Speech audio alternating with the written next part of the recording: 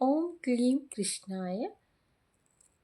ಛತ್ರಪತಿ ಶಿವಾಜಿ ಸಾಮ್ರಾಜ್ಯದ ಸಂಕೇತವಾದ ಭಗವಾ ಜೇಂಡಾ ಅಂದರೆ ಕೇಸರಿ ಬಾವುಟದ ಬಗ್ಗೆ ಒಂದು ಕಥೆ ಇದೆ.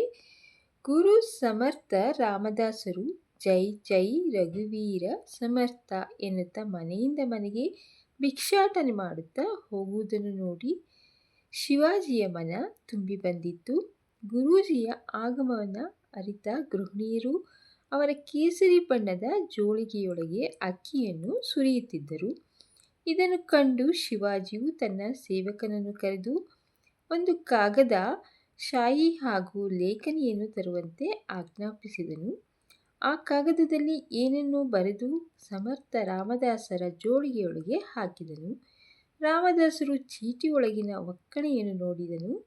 ಶಿವಾಜಿಯು ಬಹಳ ಪ್ರಯಾಸದಿಂದ ಯುದ್ಧ ಮಾಡಿ ಗೆದ್ದುಕೊಂಡ ತನ್ನ ಇಡೀ ಸಾಮ್ರಾಜ್ಯವನ್ನೇ ಗುರುಗಳಿಗೆ ಅರ್ಪಿಸಿದ್ದನು. ಇದನ್ನು ಓದಿದ ಗುರುಗಳು ಮೆಲುವಾಗಿ ನಕ್ಕರು. ಅದರಿಂದ ನನಗೇನು ಉಪಯೋಗ ಎಂದು ಮಮತೆಯಿಂದಲೇ ಕೇಳಿದರು. ಅದೀಗ ನಿಮ್ಮ ಸ್ವತ್ತು ಗುರುಗಳೇ, ನಿಮ್ಮಿಚ್ಛೆಯಂತೆ ಮಾಡಿ ಎಂದು ವಿನಯದಿಂದ ಶಿವಾಜಿ ಹೇಳಿದ.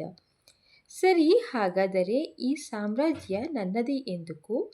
ಆದರೆ ನನ್ನ ಸಾಮ್ರಾಜ್ಯವನ್ನು ಆಳುವ ಹೊಣೆಯನ್ನು ನಿನಗೆ ವಹಿಸುತ್ತಿದ್ದೇನೆ.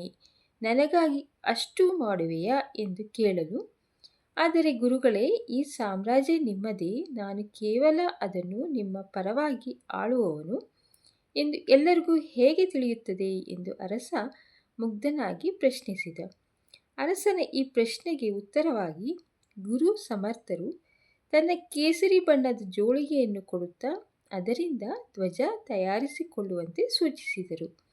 ಅಂದಿನಿಂದ ಕೇಸರಿ ಬಾವುಟ ಛತ್ರಪತಿ ಶಿವಾಜಿಯ ಸಾಮ್ರಾಜ್ಯದ ಸಂಕೇತವಾಗಿ ಮೆರೆಯಿತು. ಭಗವಾ ಜೇಂಡಾ ಉದಯವಾಯಿತು.